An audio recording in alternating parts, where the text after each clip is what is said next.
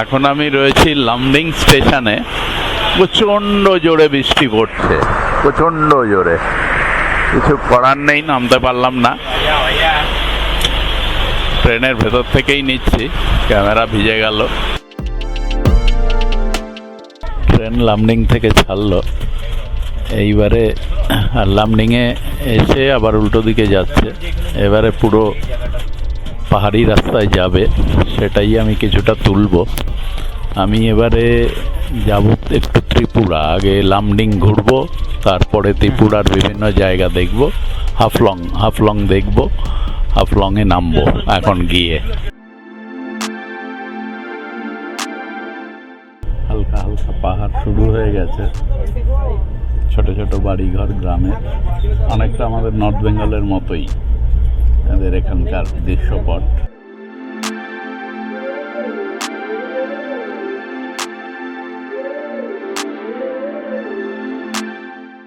ঘন জঙ্গলও আছে, আবার মাঝে মাঝে ছোট ছোট গ্রামও আছে। এই মুহূর্তে অন্তত এই অবধি দেখতে পাচ্ছি, এরপরে মনে হচ্ছে জঙ্গল বেড়ে যাবে, আর পাহাড় তো আছেই।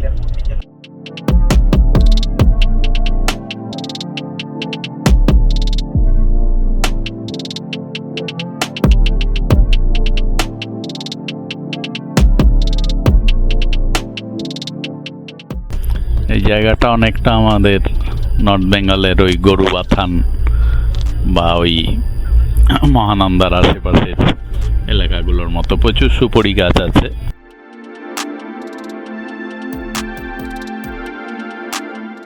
পাহাড়ের গা দিয়ে একটা ছোট্ট পাহাড়ি নদী যাচ্ছে, এখন অত জল নেই, তবে এরাই বর্ষাকালে কিন্তু সব ভাসিয়ে নিয়ে চলে যায়।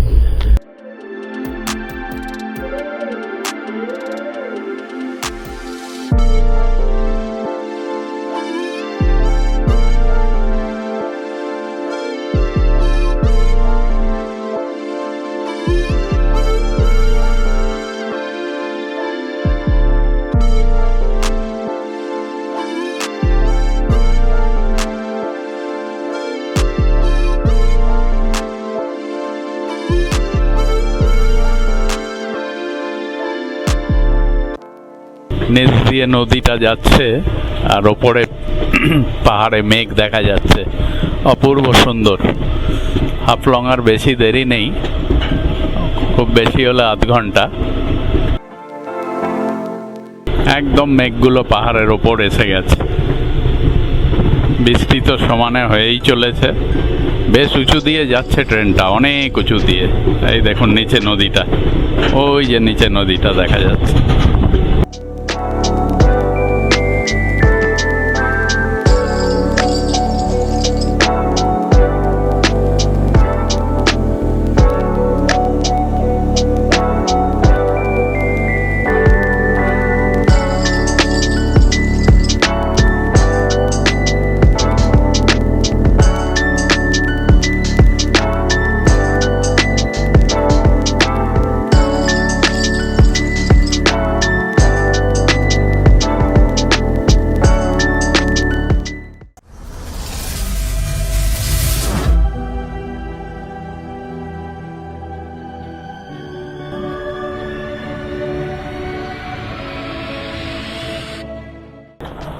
নেমে গেছি হাফলং স্টেশনে।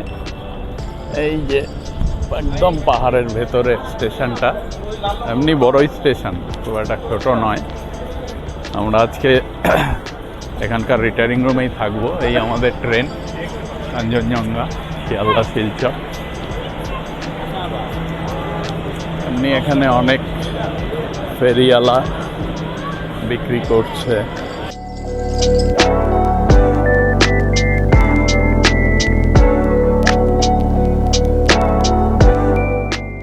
হাফলংয়ের কিছু দর্শনীয় জায়গা, Panimur, Haflong, hill view, Haflong station. ঠিক আছে, কী কী ট্রেন যায় এখান দিয়ে তার লিস্ট এখানে দিয়ে দিয়েছে। আমরা কথা বললাম, এখানে এই কাউন্টারে কথা বলতে হবে। হাফলং স্টেশন, দোতলায় রিটায়ারিং রুম, ঠিক উল্টো দিকে পাহাড়। এই দেখুন ঠিক পাহাড়ের মাঝে আমাদের এই স্টেশন।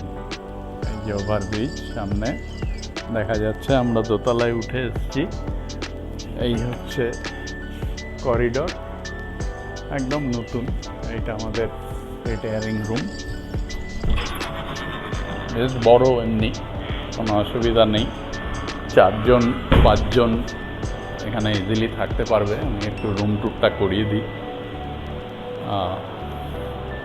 এমনি সমস্ত ব্যবস্থাই আছে, তবে যা হয় রেলওয়ের প্রপার্টি মেনটেনেন্সের অভাব। এই বিছানার চাদরগুলো বোধহয় পাল্টায়নি, এগুলো আমরা বলে এসেছি। ভেতরে বাথরুম আছে, টয়লেট, দুটো এগুলো আছে। এমনি ব্যবস্থা, এখানে একটা ড্রেসিং টেবিল আছে। এই ড্রেসিং টেবিল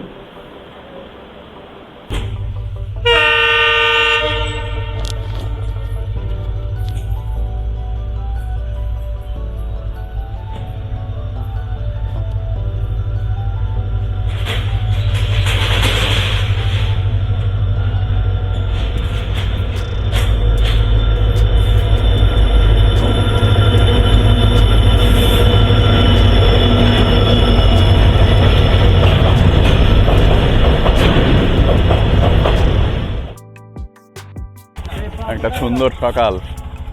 আজকে বেরোচ্ছি হাফলংয়ের সাইট সিইং করতে।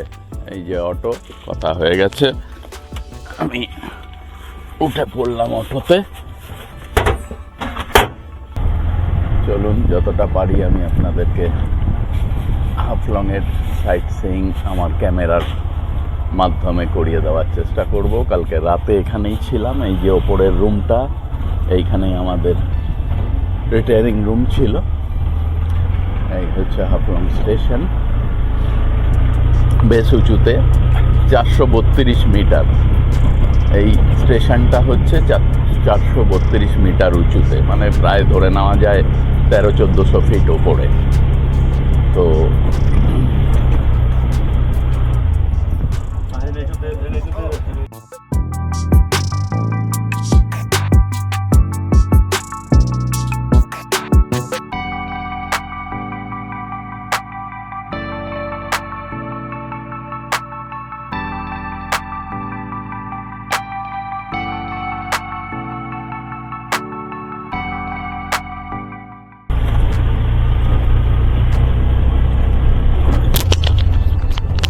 যেহেতু হাফলংটা এখনো সেইভাবে এক্সপ্লোর করেনি টুরিস্টরা, বেশ ফাঁকা।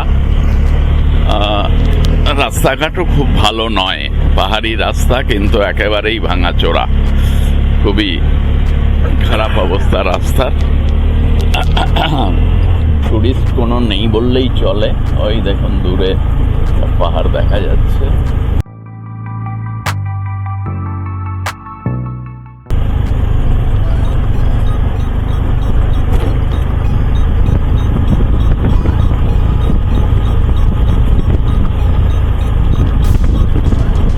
শহরটাও স্টেশন থেকে অনেকটা দূরে। কালকে আমরা এসে পৌঁছানোর পরে, কালকে তো আমরা রেলের রিটায়ারিং রুমেই ছিলাম রাতে, সেটা বলেছি আমি আপনাদের। ওখান থেকে প্রায় কিলোমিটার 8-10 কিলোমিটার দূরে শহরটা, যার ফলে আমরা ভেবেছিলাম একটু বাজারে যাব, খাওয়া দাওয়া করব, কিন্তু অটো ভাড়া চাইল শুধু যাওয়ার জন্য 500 টাকা, আসারও 500। তারপরে দরদাম করে বললো 800-র নিচে হবে না। তো আমরা কালকে আসিনি, আজকে একেবারে অটো রিজার্ভ করে বেরোলাম। দরদাম করে নেবেন, কেউ যদি আসেন এখানে অটো অ্যাভেলেবেল আছে। স্টেশনে একেবারে লাইন দিয়ে অটো থাকে। লোকালদের জন্য কি রেট এটা অবশ্য আমরা জানি না। আমরা তো 1200 টাকায় রফা করে যাচ্ছি। 4টে স্পট দেখাবে, বাজারে নিয়ে যাবে, তারপরে আমাদের ছেড়ে দেবে স্টেশনে। আমরা আজকেই চলে যাব ধর্মনগর, ত্রিপুরা। এবারে ক্যামেরার চোখ দিয়ে আপনারা হাফলং দেখুন।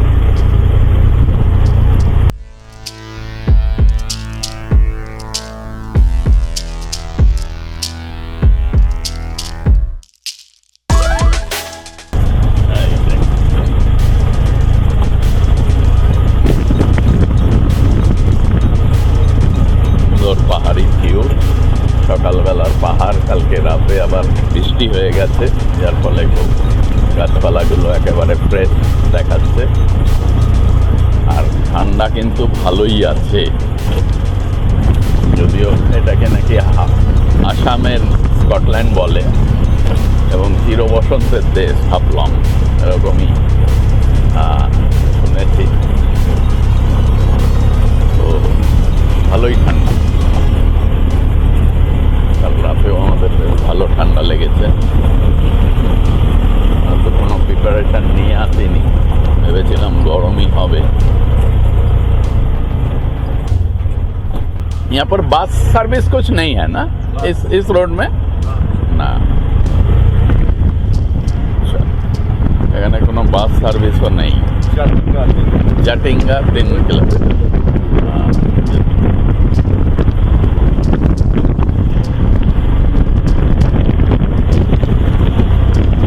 আস্তে আস্তে হচ্ছে পাহাড়ের গায়ে, যতদিন ফাঁকা ফাঁকা থাকে ততই ভালো।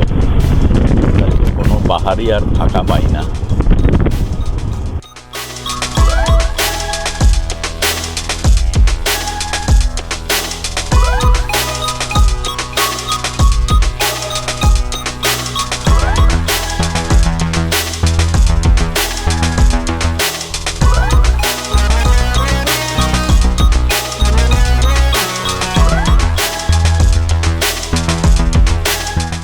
এই জায়গাটাকে বলে বার্ড ওয়াচ টাওয়ার।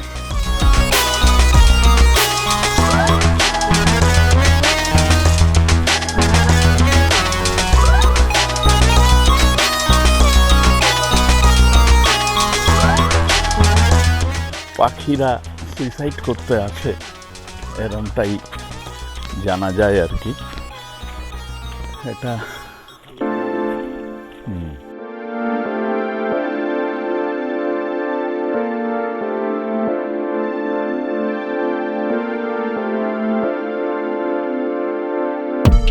সম্ভবত আমাদের সমরেশ মজুমদার বা এরকম সমসাময়িক কারোর কোনো লেখাতে এই সুইসাইড পয়েন্টের কথা আছে।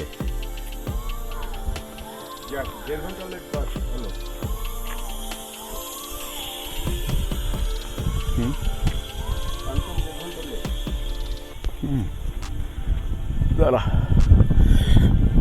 ইনশাল্লাহ।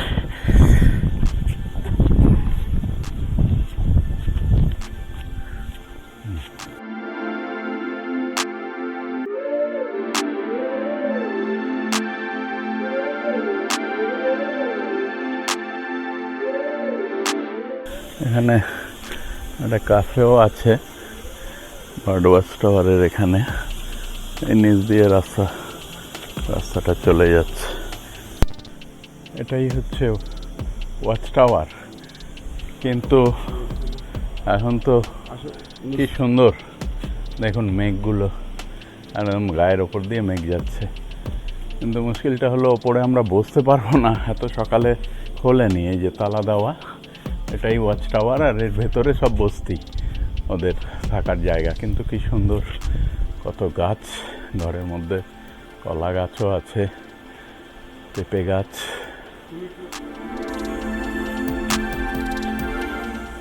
যে ছোট ছোট বাচ্চারা যাচ্ছে এখান দিয়ে। ভেতরে বাড়ি আছে, বড় বড় বাড়িও আছে।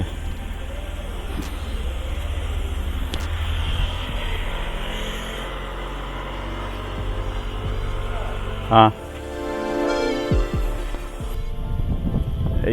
এই জায়গাটাই, এইখানটাতেই বার্ডরা এসে নাকি সুইসাইড করে।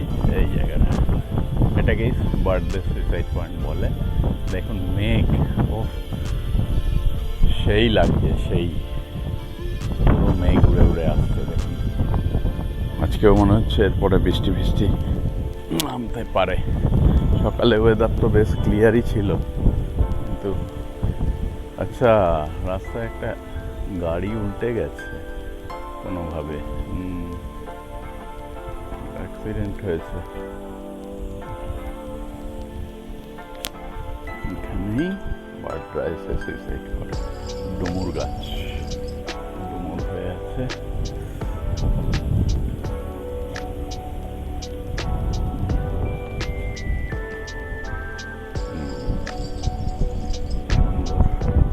মেঘে ভরে যাচ্ছে। সঞ্জয়, চলো, ওখানে অ্যাক্সিডেন্ট হয়েছে, পুলিশ এসে গেছে, কিন্তু মেঘ যা আসছে বৃষ্টি হবে। ওই দেখ, ওই যে পাখিগুলো উঠছে দেখেছিস, ওরা এখানে সুইসাইড করবে। প্রচণ্ড জোরে বৃষ্টি নেমে গেছে। এই হচ্ছে আই লাভ ডিমা হাসাও। এইখানটা ট্যুরিস্ট আছে, ওইদিকে রেস্টুরেন্ট ওটা, আর এইখানে একটা সেট করছে, বোধহয় নিচে রেস্টুরেন্ট হবে, আর ওখানে একটা মন্দির আছে, এই সামনে একটা মন্দির। কিন্তু এত বৃষ্টি পড়ছে যে আমি ভালো করে ভিজে যাব। আমাদের আবার ট্রেন আছে আজকে। খুব সুন্দর জায়গা, জায়গাটা খুবই সুন্দর। এই যে আই লাভ ডিমা হাসাও, খুব সুন্দর, পাহাড়ের টপে। কিন্তু আর আমি থাকতে পারবো না, আমি ভিতরে ঢুকে যাব। এবারে এসে গেছি সার্কিট হাউসে। খুব সুন্দর, দারুণ ভিউ। ওই যে ওখান দিয়ে একটা ব্রিজও দেখা যাচ্ছে, সামনের গার্ডেন এটা, এখানে বসার জায়গা আছে। সার্কিট হাউস তো খুবই সুন্দর করেছে। এই যে circuit house, government of Assam, Dima Hasao district. এই যে থাকার বাংলো ওদের, ব্রিটিশ আমলের। এই দিকটাতেই সব বড় বড় ইয়েগুলো রয়েছে।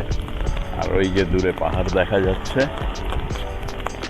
পুরো মেঘ আর বৃষ্টি, যার ফলে ভালো করে কিছু দেখতে পেলাম না, কিন্তু এটাও একটা অভিজ্ঞতা।